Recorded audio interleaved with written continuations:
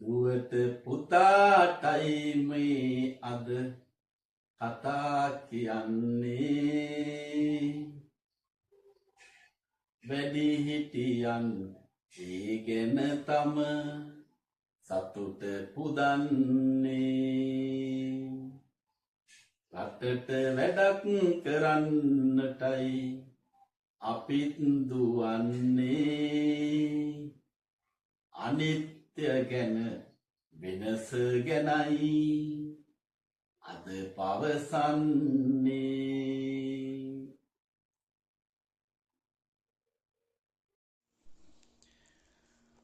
වෙනස් වීමට ඔරොත්තු දෙන්නේ කොහොමද?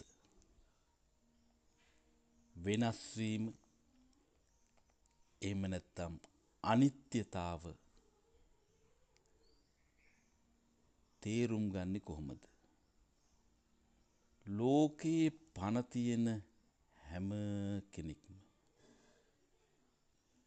ඒ වගේම පණ නැති සෑම දෙයක්ම වෙනස් වෙනවා. පරිසරය දිහා බැලුවම මේ කතාව හොඳින් තේරුම් ගන්න පුළුවන්. පිපිච්ච මල් පර වෙලා වැටෙනවා.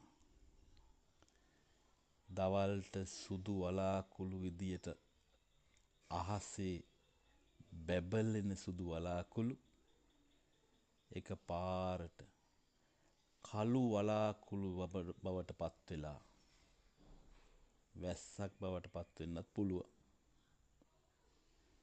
දවල්ට පායලා තියෙන ඉර අහසේ එකම තැන තියෙන්නේ නැතුව හවසට බැහැලා යනවා.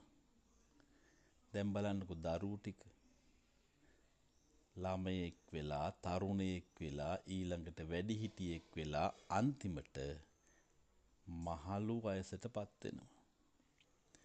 දරුවගේ ඉඳලා මහලු තැනැත්තා දක්වාම මේ වෙනසට ලෝකේ අපි හැමෝම මුහුණ දෙනවා. ඒ වුණාට වෙනස් වීමෙන් මිදෙන්න ලෝකේ කිසි කෙනෙකුට හැකියාවක් ලැබෙන්නේ නැහැ. ඒක තමයි සෝබාදහම කියලා අපි කියන්නේ. සෝබාදහම තමයි ලෝකේ වෙනස් වීමේ කතාව. ජීවිතය ගැන හිතලා බලන්න. විවිධ අවස්ථාවලදී වෙනස් වීම වලට මුහුණ දෙන සිදු වෙනවා. පුළුවන් හැම වෙලාවෙම වෙනස් වීම අපේ යහපතට ගැළපෙන විදියට හරවා ගන්න එක තමයි කරන්න ඕන. වයසට යන එක අපට නතර කරන්න බැරි වුණත් ඒ වයසට යෑමත් සමග මහන්සි වෙලා ඉගෙන ගත්තොත් අපේ අනාගත ජීවිතේ සාර්ථක කරගන්න පුළුවන්.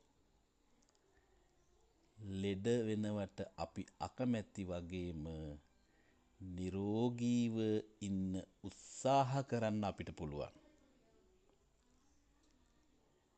මේකෙන් අපිට මොකද්ද තේරෙන්නේ?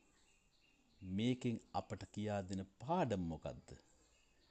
ඒක තමයි කුඩා කාලයේ ඉඳලාම දුවේ පුතේ අපි වෙනස් වීමට ඔරොත්තු දීමේ හැකියාව ඇති කරගන්න එක. එහෙමනම් ඔබත් වෙනස් වීමට ඔරොත්තු දීමේ හැකියාව වර්ධනය කරගන්න